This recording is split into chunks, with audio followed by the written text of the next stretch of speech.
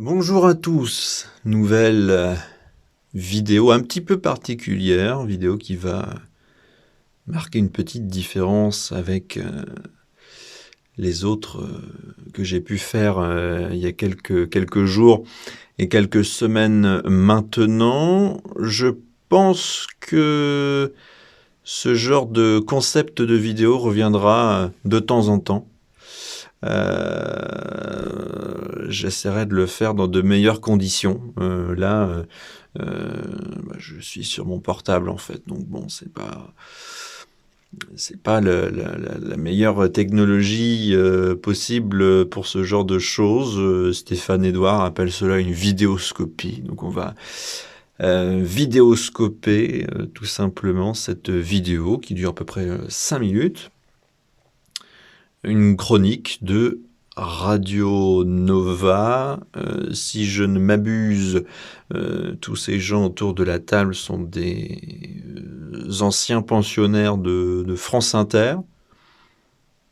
Il me semble pour certains limogés par France Inter et qui sont tous désormais sur Radio Nova. Voilà, c'est du Inter mais à Nova, quoi. Donc là, il s'agit d'une chronique d'une dame que je ne connais absolument pas.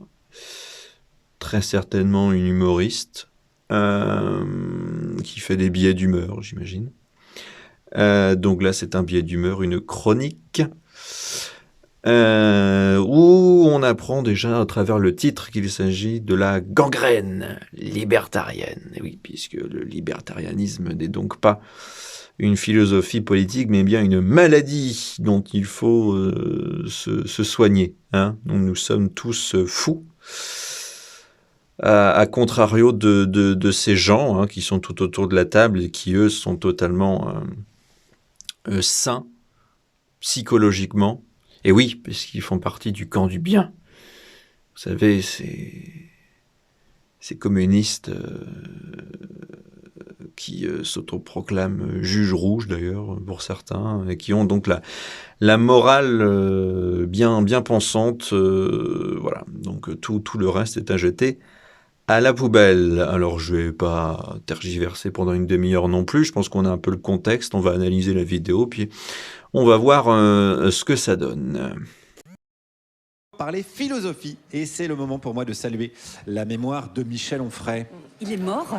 Non, je salue sa mémoire, parce qu'avant il était de gauche, mais il est oublié. Donc sa mémoire est décédée, je pense. Ok, donc dès le début, c'est compliqué. Hein. C'est déjà compliqué pour moi là. Qu'est-ce que vient faire Michel Onfray? Du mal à... Alors peut-être qu'il est libertarien pour eux, j'en sais rien. Mais voilà, on est à 10 secondes. Hein. On parle de la gangrène libertarienne. La dame de la chronique n'est toujours pas arrivée. On est à 3 secondes. C'est juste le début ce qu'on peut appeler un passage d'antenne. On commence déjà par une insulte. Il n'y a pas de concept. Alors, le mec, là, c'est Guillaume Meurice, il s'appelle, je crois. On est à 10 secondes, et en 10 secondes, il a parlé philosophie et en même temps insulte. Il n'y a pas de concept, il n'y a pas de thèse. C'est tout de suite une disqualification morale. Il était de gauche, mais bon, il est plus maintenant, donc il est mort. Enfin, pardon, déclarer quelqu'un mort intellectuellement parce qu'il ne pense plus comme avant ou qu'il ne pense plus comme toi ou comme la doxa ou l'univers dominant, à quel moment c'est de la philosophie, ça? C'est du tri idéologique, ça n'a rien de philosophique là-dedans. La philosophie, pardon, ça commence avec les idées, pas avec des certificats de pureté politique. Donc là, on est déjà au bout de 10 secondes dans une logique de camp. Après, évidemment, c'est Radio Nova, donc on a une préparation morale au terrain émotionnel, tout de suite. Et puis, bon, dans le titre, on le savait, la gangrène libertarienne... Bon, on a deviné assez rapidement qu'ils n'allaient pas véritablement parler de ce qu'était en réalité le libertarianisme. Voilà, c'est pour discréditer et puis dire tout et n'importe quoi en réalité. J'ai vu la vidéo déjà avant. C'est catastrophique. C'est catastrophique, vraiment. Bon, bah, on va continuer. Mais j'ai toujours pas compris ce que faisait Michel Onfray là-dedans, hein. Donc peut-être qu'il va en parler, mais je suis curieux de voir qu'on parle de soi-disant philosophie, ça commence par une insulte, on est à 10 secondes, et la dame qui est censée faire la chronique n'est toujours pas là. Enfin, je trouve ça déjà hallucinant au bout de 10 secondes d'avoir déjà des logorées comme ça. Enfin bon, bref. Et ça dure 5 minutes, hein. Accrochez-vous. Fou, parce que pour parler philo, on a la meilleure, mesdames et messieurs, Alice de Rochechouart.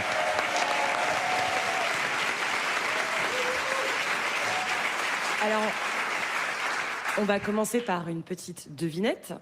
Quel est le point commun entre Elon Musk, Jeff Bezos et Mark Zuckerberg?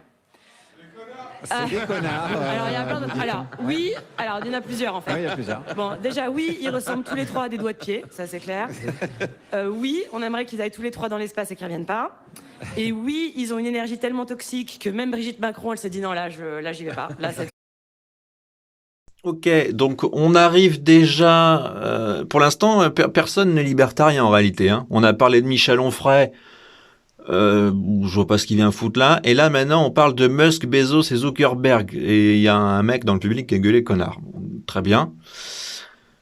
Mais en quoi ces gens sont libertariens? Tu peux m'expliquer? Là, on balance des noms mais sans rien derrière. En fait, c'est ça qui me gêne. C'est-à-dire, c'est la façon dont c'est de donner en pâture des noms en disant aux gens, nous vous avons pré-mâché et mâché le travail, mais si, croyez-nous, si je te dis qu'ils sont libertariens, ils le sont. Voilà. Et personne ne se pose la question à savoir si la personne qui le dit a réellement raison. Non, c'est parole d'évangile à la WAC. Voilà. Ça, je trouve ça fou.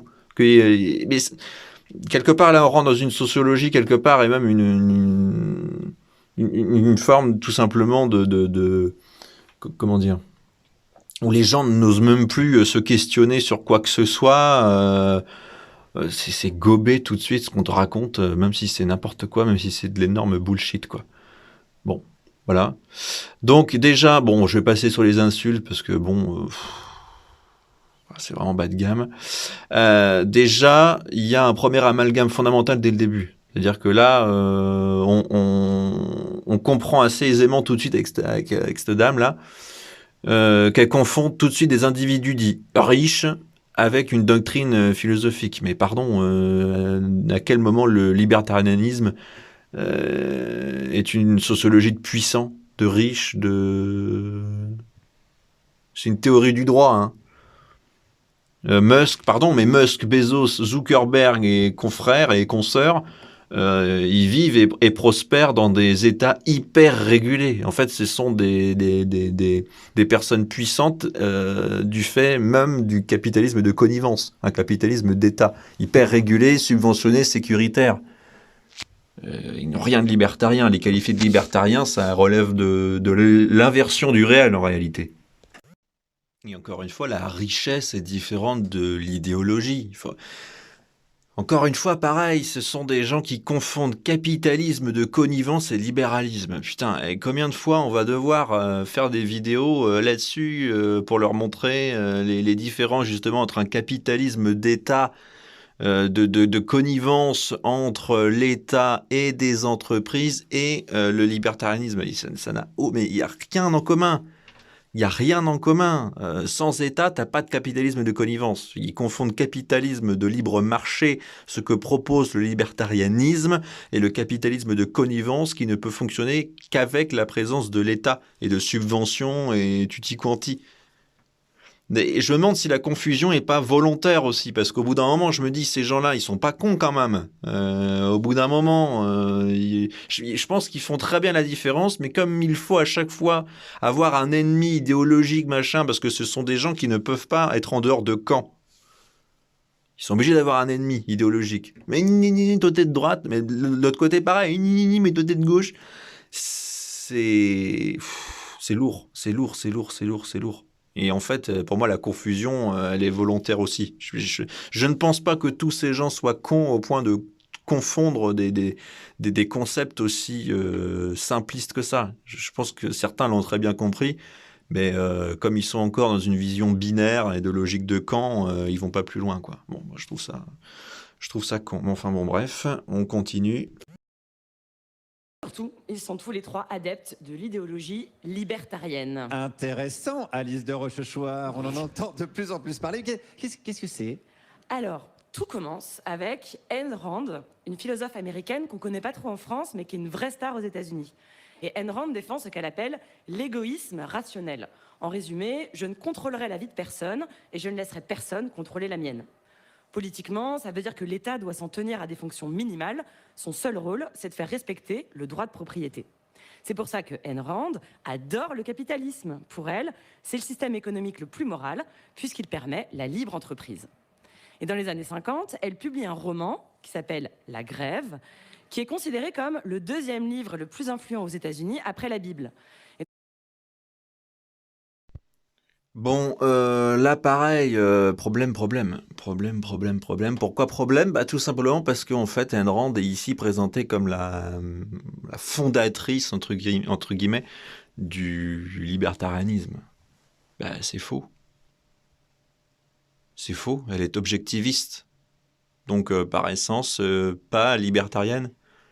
D'ailleurs, si on écoute une grande partie des libertariens, dont moi d'ailleurs, hein, on a passé notre temps à critiquer son culte justement de l'héroïsme économique et le dogmatisme moral. Donc la réduire au libertarianisme et en plus la présenter comme la fondatrice du libertarianisme, pardon, mais c'est une simplification idéologique totale, quoi.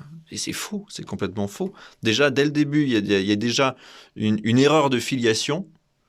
Et puis, pardon, mais Rand et libertarianisme en même temps, complicado. Voilà, on va continuer parce qu'elle parlait de La Grève, justement, le bouquin, le roman donc d'Ayn Rand. On va voir ce qu'elle dit de La Grève, parce que déjà là, on est à combien? 1,36. C'est lourd déjà. Elle a d'ailleurs déclaré que La Grève était son livre de chevet, juste à côté de Tchoupi chez les nazis. Alors, que raconte ce livre? C'est pas drôle. Encore une fois, là, au début, on se tape Michel Onfray, là, au tout début, dans Les Libertariens, on comprend pas. Après Musk, Zuckerberg, Bezos, on comprend pas. Et là, maintenant, Ayn Rand et nazi. Enfin, mon Dieu. Bon, j'ai bien compris que c'était une blague. Trollolol, avec Choupi et nazi. Bon, ben, humour France Inter de gauche. Hein. Si vous voulez vraiment vous intéresser à cet humour-là, une très belle vidéoscopie a été faite d'ailleurs par Stéphane Edouard au sujet d'Aymeric Lomprey, qui d'ailleurs bizarrement est dans le même lot, hein, puisqu'il est sur Nova dans la même émission maintenant, donc ils se retrouvent tous en bande là-dedans. Bon, bref. Ça devrait te plaire. Il raconte une grève des patrons. Un jour, les patrons, ces gens honnêtes et courageux, qui prennent des risques, se mettent à protester contre les employés, ces parasites paresseux qui leur volent leur argent. Sans les patrons, évidemment, la société s'effondre. Ben oui, on sait bien que les travailleurs essentiels, c'est pas les profs et les soignants, c'est les gens comme toi, Guillaume, c'est les patrons. C'est vrai que j'aime bien ce livre-là, de plus en plus t'en parles. Mais alors, si le libertarisme, c'est la liberté, comment c'est devenu une... Bon, déjà, libertarisme... Putain, les gars, vous êtes censés faire une chronique, un billet d'humeur pour tacler des libertariens. Ben, je sais pas, la première chose à faire peut-être c'est lire, s'intéresser à l'idéologie, mais la vraie, pas celle que vous allez arrondir autour d'un mot comme vous le faites là, à raconter absolument n'importe quoi. Libertarisme, je sais pas. Vous savez déjà même pas prononcer le mot correctement. Comment voulez-vous... Oh là là. Bon. Réac. Alors, c'est vrai qu'au départ, le principe des libertariens, c'est chacun sa merde, en gros. Donc, les libertariens défendent un État minimal et des libertés individuelles fortes. Alors, chacun sa merde. Oui et non.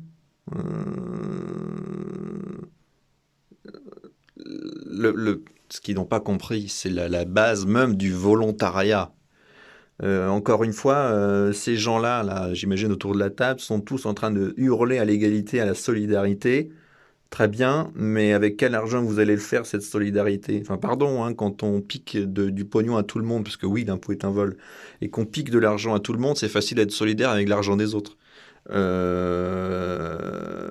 problème là-dedans, encore une fois, c'est que dans le libertarianisme, dans ce qu'on peut appeler en anarchapie, pour les ANCAP, les anarcho-capitalistes, donc les seuls réels, vrais libertariens, les autres n'existent pas réellement,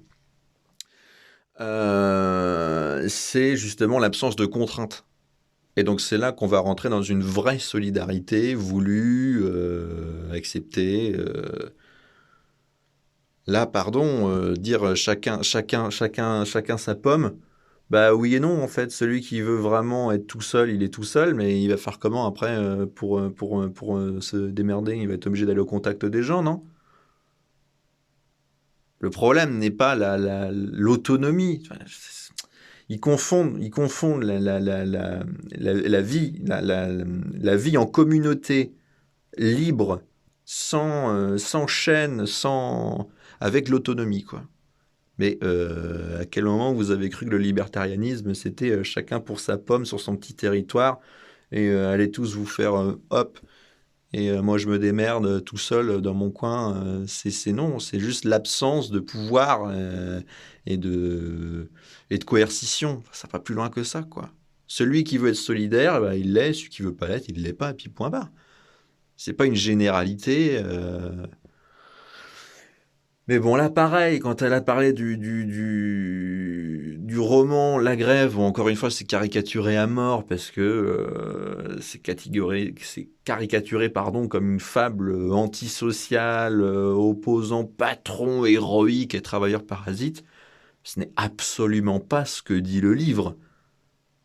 Je suis pas fan d'Ayn Rand, mais là, il y a un problème. Le roman traite de l'asphyxie de la création par la bureaucratie et la réglementation. On peut le critiquer, ce livre, mais le transformer en pamphlet contre les profs ou les soignants ou je ne sais quoi, c'est une falsification totale, quoi. Encore une fois, on a une caricature volontaire de cette personne avec un abandon du texte réel et une neutralisation morale complète, quoi. Enfin, c'est n'importe quoi. Pas si longtemps, Musk et Zuckerberg défendaient la liberté d'expression, ils étaient même un peu woke, mais il y a une pente glissante. Si on pense que chacun doit se débrouiller, alors on pense que chacun est responsable de sa situation. En gros, quand on veut, on peut. Ça veut dire que si t'es dominé, bah c'est de ta faute. Donc rapidement, on en vient à légitimer toutes les inégalités. C'est comme ça que dans les années 70, certains libertariens partent totalement en roue libre, niveau Pascal Pro sous Exta. Et parmi eux, il y a un philosophe qui s'appelle Murray Rothbard. Et lui, il a deux passions, défendre la propriété et haïr l'égalité. C'est Gollum, le type. Donc Rothbard pense que l'égalité est un mythe. Il affirme que les blancs sont naturellement supérieurs aux noirs, que les hommes sont supérieurs aux femmes, et que c'est pour ça que les hommes blancs sont dominants dans la société. Il réclame la fin des droits civiques et il veut revenir aux traditions bien bourgeoises, bien chrétiennes, bien école privée sous contrat protégée par François Bayrou. Et voilà. Non, bah pause, là je suis obligé, là. Qu'est-ce que c'est que ce bullshit depuis tout à l'heure? Bon, bah je crois qu'on a le cœur du mensonge de cette vidéo, voilà. Dire que la responsabilité individuelle conduit à légitimer la domination. C'est absolument n'importe quoi. Enfin, c'est un sophisme pur. On nous a dit en début de vidéo que ça allait être de la philosophie, hein. D'ailleurs, je me suis un peu renseigné sur cette nana, je crois qu'elle a un truc en philo et tout. Ça fait peur, hein. Ça fait peur, elle est censée être une philosophe, quoi, dans le sens, j'ai fait des études d'eux, quoi. Bah ouais, compliqué, quoi. C'est ça l'élite de la philosophie sérieuse dans ce pays. Mon Dieu. Enfin, pardon, mais quand on s'intéresse réellement au libertarianisme, chose visiblement que vous n'avez absolument pas faite, il dit que la violence n'est jamais une solution morale, point. Refuser la contrainte, c'est pas célébrer l'injustice, bordel, c'est refuser d'en créer une seconde. C'est compliqué à comprendre ça ou... Non mais c'est fou. Le nombre de fois où j'ai entendu ça déjà plusieurs fois dans des vidéos et le concept n'a toujours pas été compris, Bordel, il y a une différence entre responsabilité et justification, entre morale et droit, et le principe de non-agression, le NAP. Bon, et Murray Rothbard, le pauvre, putain, il ramasse, là. Qu'est-ce que c'est que c'est... En fait, là, je pense qu'on a atteint le niveau de falsification le plus grave dans cette vidéo-là. Parce que il est présenté, Rothbard, le pauvre, comme un théoricien raciste, sexiste, qui hiérarchise les êtres humains. Enfin, pardon, mais quand on lit Rothbard, c'est exactement l'inverse de son projet. Quand on comprend Rothbard, on comprend aisément qu'il défend l'égalité juridique absolue et la disparition de tous les statuts dits légaux. Alors on peut rejeter sa pensée si vous voulez, mais vous pouvez pas lui faire dire l'inverse de ce qu'il écrit quand même. Qu'est-ce que c'est que cette réécriture idéologique là? Il y a une confusion encore une fois entre opinion et théorie, c'est un truc de fou ça, avec un mensonge structurel en plus. Et puis on le compare à Bayrou. Qu'est-ce que Bayrou vient faire là-dedans? Elle va nous dire qu'il est libertarien, Bayrou aussi, sûrement. Non, mais c'est aberrant. C'est aberrant. Le pauvre Rothbard, là, il ramasse, quoi.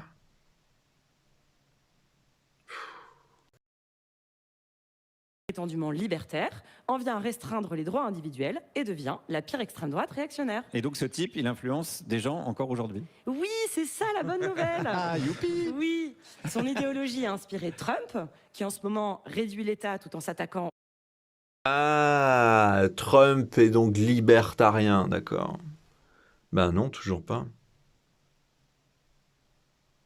Enfin, Trump est un produit de l'État.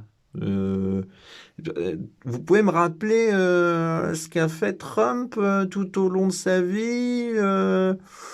Il construisait des immeubles, je crois, non? L'urbanisme, tous ces trucs-là, c'est pas en lien avec les villes, l'État, ça, non? Hein? Non? Je sais pas, hein. Bosser dans l'immobilier et dans l'urbanisme, c'est pas très libertarien. On se rapproche quand même énormément, encore une fois, du capitalisme de connivence, quoi, non? Voilà, et ces gens font des amalgames constants entre capitalisme de connivence et libéralisme. Et c'est pour ça qu'on se tape aujourd'hui des trucs néolibéralisme, ultra-libéralisme, ce qui ne veut absolument rien dire, quoi. Ça veut rien dire, quoi. Donc voilà, donc Ayn Rand est nazi, Rothbard est nazi, les libertariens sont des anarcapes. Donc dans anarcap, il y a anarchiste, donc ça veut dire que tout simplement, ils ne se rentrent pas dans la catégorie démocratique, ce qui veut dire qu'il n'y a rien à dire sur le plan droite-gauche, un libertarien ni de droite ni de gauche, mais ils sont d'extrême droite. D'accord, j'ai envie de poser la question, qu'est-ce qui n'est pas d'extrême droite pour ces gens-là?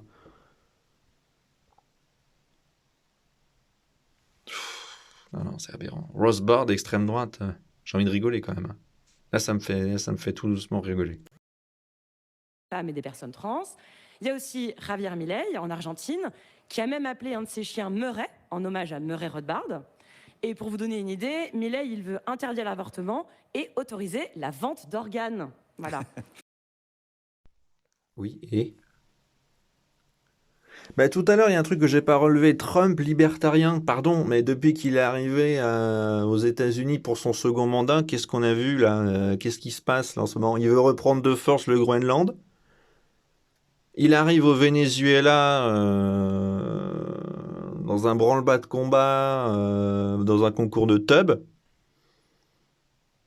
Il taxe tout à mort. Et puis, il a une espèce de police fédérale, police politique d'immigration qui bute des gens à tour de rôle, dont 2 à Minneapolis d'ailleurs. René Good, au tout début du mois, là, le 7 janvier, et hier, il y a un autre encore qui s'est fait buter. Et c'est libertarien, ça? Réfléchissez 2 secondes un petit peu. Et maintenant, Milei est libertarien aussi. Donc, tout est libertarien, tout est d'extrême droite, quoi. Trump, extrême droite libertarien, Milei, extrême droite libertarien, la tech, extrême droite libertarien, la surveillance, extrême droite libertarien, le racisme, extrême droite libertarien. Bah pardon, mais quand un concept explique tout, il n'explique plus rien en réalité. Hein. Pardon, mais Trump est un étatiste protectionniste et communiste, économiquement, en tout cas. Javier Milei, je vois pas en quoi il est libertarien. Encore une fois, la surveillance de masse, tous ces trucs-là, c'est le produit de la collusion, encore une fois, entre l'État et les grandes entreprises, qu'on appelle le capitalisme de connivence, qui n'a encore une fois, je vais le répéter 1000 fois, n'a rien à voir avec le libéralisme, et rien, encore une fois, à voir avec le libertarianisme, puisque le libertarianisme combat justement précisément cette collusion entre les États et les grandes entreprises. Enfin là, on est dans une bouillie conceptuelle totale avec une fabrication d'un ennemi, et puis on était censé parler philosophie, moi je vois un effondrement analytique total, et on est à combien de minutes? 3,54. Encore heureux, il reste un petit peu plus d'une minute, heureusement que ça n'a pas duré une demi-heure. Hein. Et puis, Rothbard n'influence pas que des politiques. Beaucoup de PDG de la tech, comme Musk ou Zuckerberg, sont séduits par ses idées. Et ils deviennent de plus en plus masculinistes et racistes. Et c'est vraiment génial, puisqu'ils disposent de tous les moyens techniques pour nous surveiller et nous manipuler. Alors en France, l'idéologie libertarienne ne rencontre pas encore beaucoup de succès. Pour le moment, son seul vrai représentant revendiqué, c'est Éric Ciotti. Donc c'est pas le type le plus menaçant. Oh mon Dieu. Mais what the fuck?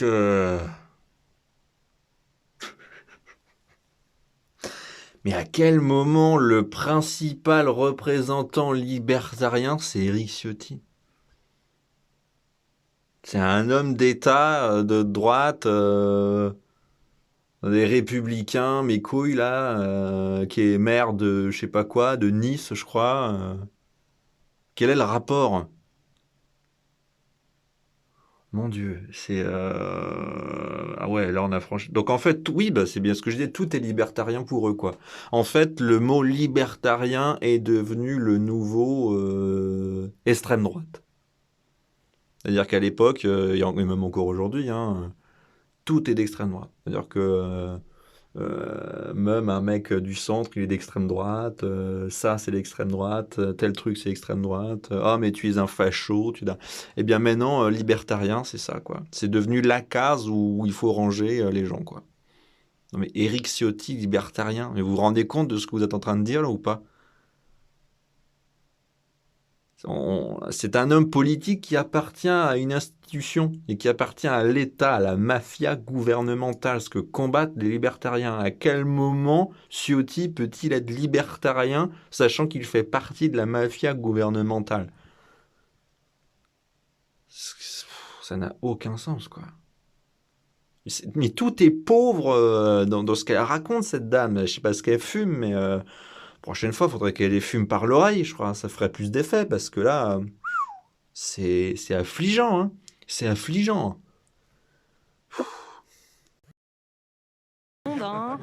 D'ailleurs, pour le vaincre, il suffit d'appeler un serrurier. Mais le RN commence à s'y mettre. Marine Le Pen a récemment déclaré son admiration pour Milei. Donc on n'est pas à l'abri d'une percée libertarienne en France. Alors, si je vous parle de ça aujourd'hui, c'est pour deux raisons. La première, c'est que c'est important de connaître ce contre quoi on se bat. Et la deuxième, c'est que c'était l'occasion parfaite pour qu'Émeric imite Éric Ciotti enfermé dans son bureau. Allez, Émeric, pour la France! Ah, Milout, laissez-moi sortir, Milout. Merci beaucoup.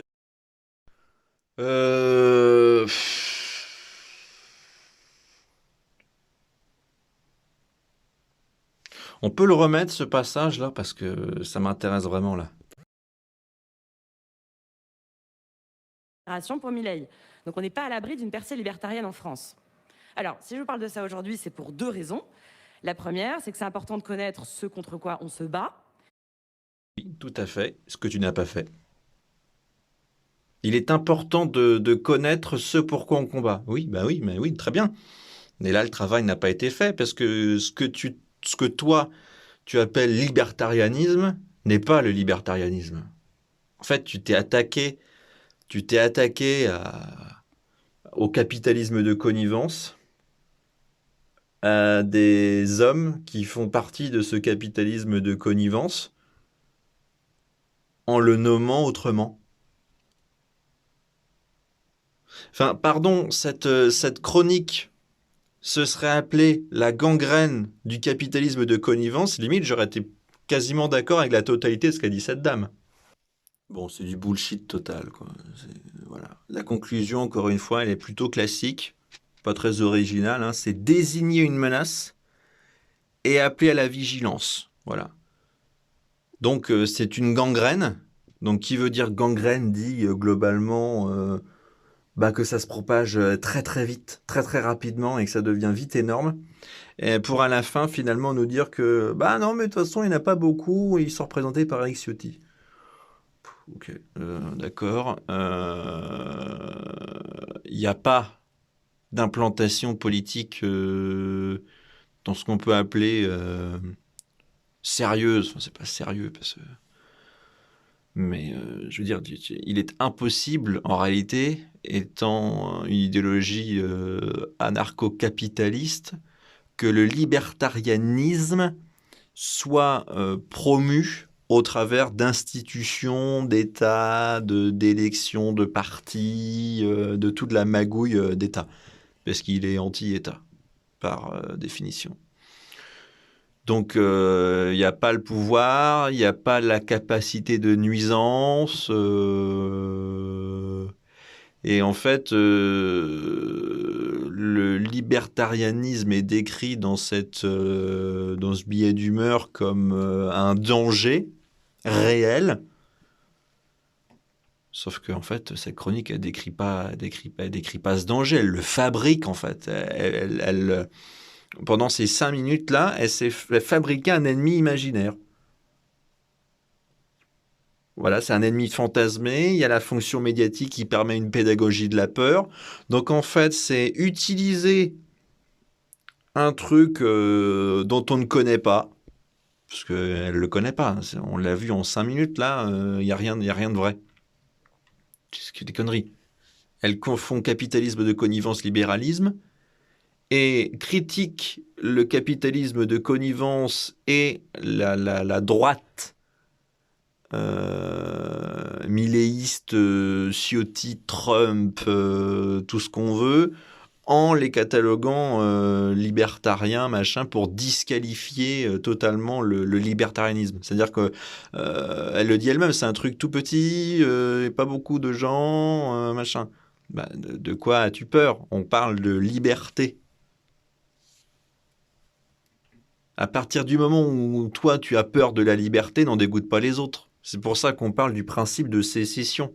Il n'y a pas dans le libertarianisme de volonté à ce que tout le monde soit libertarien et obliger les gens à devenir libertarien à le devenir. Si vous voulez continuer à être communiste, soyez communiste, mais n'en dégoûtez pas les autres et laissez au moins ceux qui veulent faire sécession de faire sécession. C'est tout ce qu'on demande. Il n'y a pas plus, pas loin, quoi.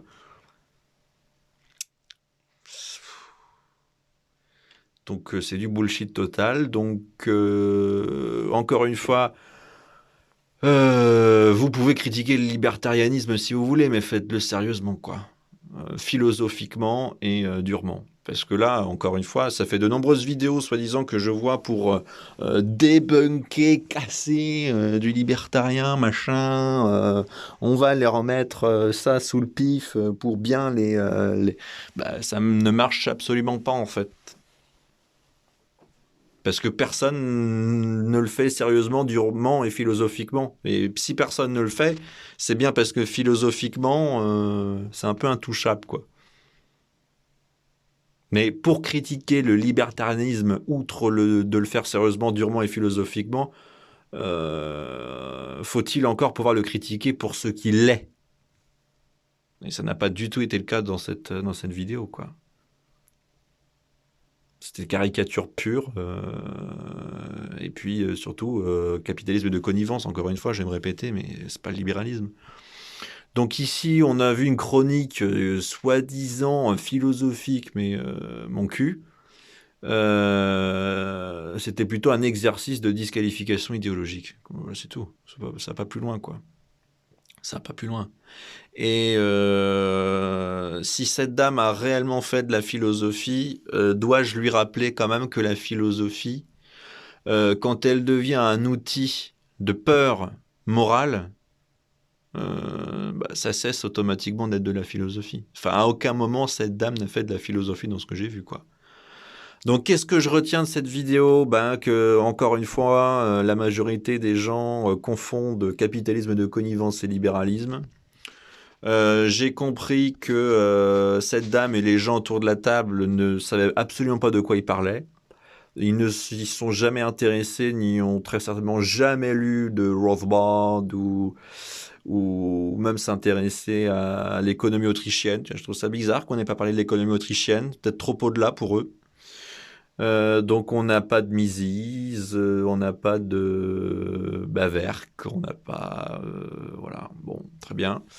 En revanche, ce qu'on a, c'est parler de Michel Onfray dans une vidéo sur le libertarianisme. Voilà, je comprends pas. Musk, Bezos, Zuckerberg, qui ont été justement des entrepreneurs qui ont pu réussir grâce au capitalisme de connivence et grâce à des États hyper régulés, le monopole, tout ce qu'on veut, et qui sont loin, loin, loin du libéralisme économique. Donc ils ne sont pas libertariens, voilà. Donc encore une fois, erreur de casting. Erreur de casting aussi sur Ayn Rand, parce qu'elle n'est pas du tout libertarienne, et encore plus, c'est pas du tout la fondatrice du libertarianisme, puis elle n'est pas nazie. Donc voilà, je vois pas, voilà. On a parlé aussi du livre de Ayn Rand, La Grève. Pareil, je sais absolument pas ce que dit le livre. Elle ne l'a pas lu, ça se voit. J'ai compris que ça confondait responsabilité et domination, voilà, ce qui est une grosse erreur déjà pour quelqu'un qui a fait de la philosophie, déjà sur le plan personnel et individuel, mais aussi sur le plan du libertarianisme. Encore une fois, c'est une balle contre leur camp. Murray Rothbard, voilà... raciste, sexiste, machin. Bon, lui aussi, extrême droite, nazi, tout ce que vous voulez. Mensonge pur. Elle n'a pas lu Rothbard, ça se voit aussi. Qu'est-ce que j'ai appris? Que Trump, Milley, que la tech et la société de surveillance étaient libertariens. Bon, voilà, bullshit encore une fois. Et puis que Ciotti était libertarien, ça je l'ai appris aussi. Ça a parlé de Bayrou, je crois, à un moment donné. J'ai pas trop relevé Bayrou, il me semble, mais bon, pareil, connerie. Donc voilà, quoi. On est encore une fois dans une morale gauchiste à mort. Cette vidéo n'a juste pour but que tout simplement discréditer le libertarianisme. Pour qui, pourquoi, j'en sais rien. Qu'est-ce que le libertarianisme leur a fait? Visiblement rien, parce qu'ils ne s'y sont même pas intéressés. Donc voilà, ils se fabriquent un ennemi, puis on tire à boulet rouge dans les caricatures, et puis on traite les gens de tous les noms, quoi. C'est assez facile de faire ça.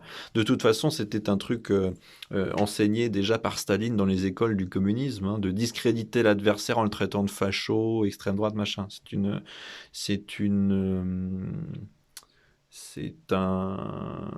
manœuvre communiste historique. Donc voilà, il n'y a pas de surprise. Donc voilà, bon, j'espère que cette vidéo vous aura plu. On va quand même regarder la fin pour être tout à fait complet. Bon, à mon avis, on en est vraiment sur Bon, on va écouter tout ça.